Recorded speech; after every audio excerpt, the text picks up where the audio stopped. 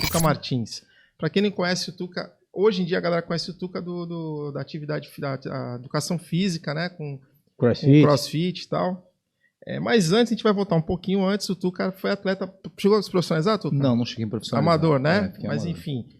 Chegou a competir como amador no meio da década de 80 para 90, 89 para 90, eu lembro. Eu lembro de uma propaganda que a gente sempre conversa sobre isso, da Badlands, né? Uma propaganda de página dupla na Fluir. Foi. Ali você devia estar com seus 12, 13 anos, né? Era bem pequenininho mesmo. Pequenininho, mais ou menos.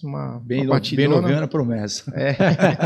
Quando é novo é promessa, né? E depois o Tuca acabou migrando para educação física, foi fazer triatlon, né? Foi profissional do triatlon, competiu, né, cara? Muitos anos, né? Profissional. E depois, você já era formado quando você estava estudando? Na verdade, eu levei a faculdade junto com o esporte. Com o esporte, né? Eu era bolsista da faculdade, graças a Deus hoje Era Elis ou era Unimonte? Unimonte. Então você veio com aquela geração lá, o Ednei Batista. Foi, Leonardo Bicho, o Clarindo, o André Puccinelli.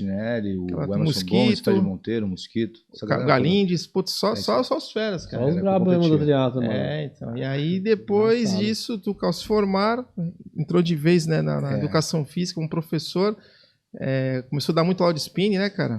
Aula de spinning muito tempo, porque meu esporte de raiz era... A bike, né? Vinha do triatlo, né, cara? E aí era uma coisa que eu conseguia conciliar com os treinos.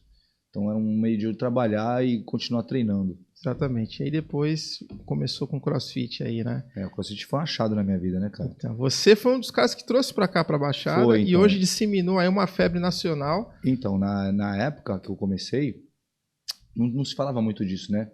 Tanto que quando eu conheci o CrossFit, eu estava procurando outra coisa.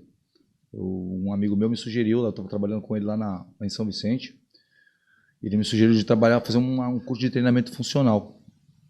E eu falei, poxa, uma coisa que tem tudo a ver comigo, né? E aí, procurando algumas coisas sobre treinamento funcional, quando ele me sugeriu isso daí, na verdade, ele falou que ele ia me oferecer um curso, né? Ele falou assim, pô, vai ter um curso de treinamento funcional. Eu até agradecer o Gilvan, o cara, pô, foi sangue bom pra caramba, me deu mó luz na minha vida aí. Ele falou que ele tinha uma academia, né? E ele disse, hoje em dia ele trabalha na Coreia, ele já é preparador físico de John Bull. Ele é um cara que cresceu muito também na nossa atividade física. Ele me ofereceu de fazer um curso de treinamento funcional que ele pagava para a academia dele. E nesse mesmo dia eu cheguei numa outra academia que eu trabalhava, na Renata Acevedo, ali no Canal 4, e falei para ela, Renata, vou fazer um curso de treinamento funcional, você não quer colocar umas aulas aí? Pô, de olho nas aulas, né? Falei, pô, legal, eu quero. Isso eu falei para ela numa segunda-feira.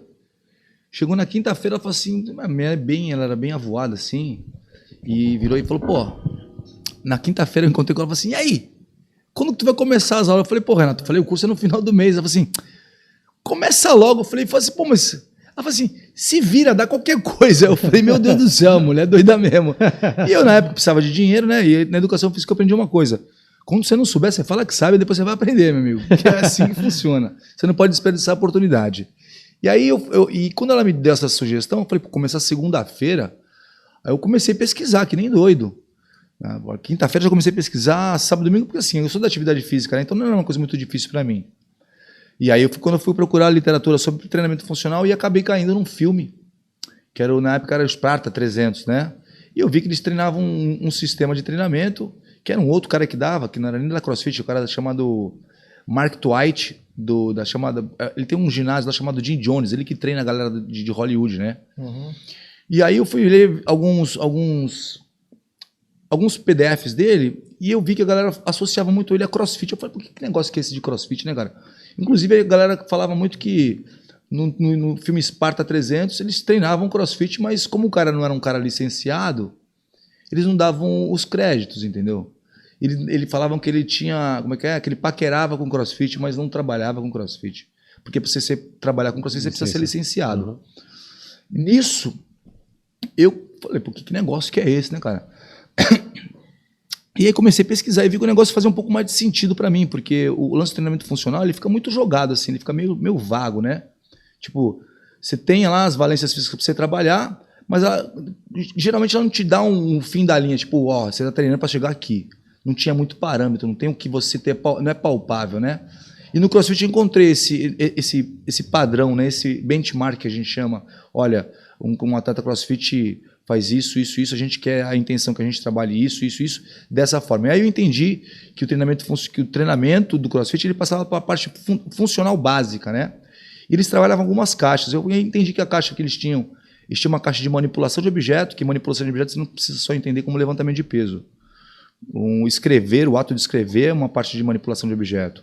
Tá? É um tipo de valência física. O dardo, por exemplo, é manipulação de objeto.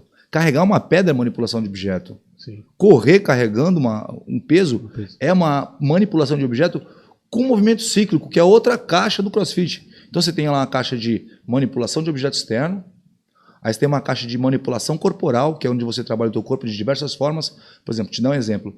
Manipulação corporal, para a gente trabalha como ginástica.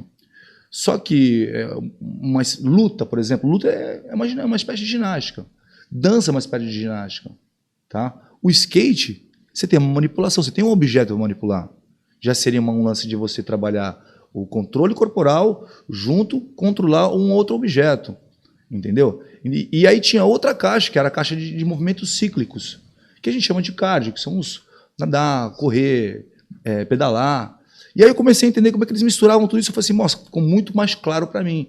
Porque o treinamento funcional era uma coisa assim, eles te davam lá as valências lá, mas você falava, bom, eu vou para onde, né, cara? Então, tipo, você treinava, mas não aprendia realmente a usar o corpo com a finalidade de funcionabilidade.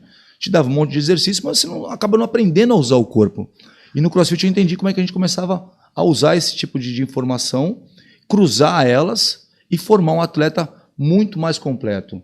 Hoje em dia tem o meu menino, não sei se vocês conhecem, até o Minhoca aí, o Arthur Martins, se o pessoal quiser procurar no Instagram aí, é Martins Ozati.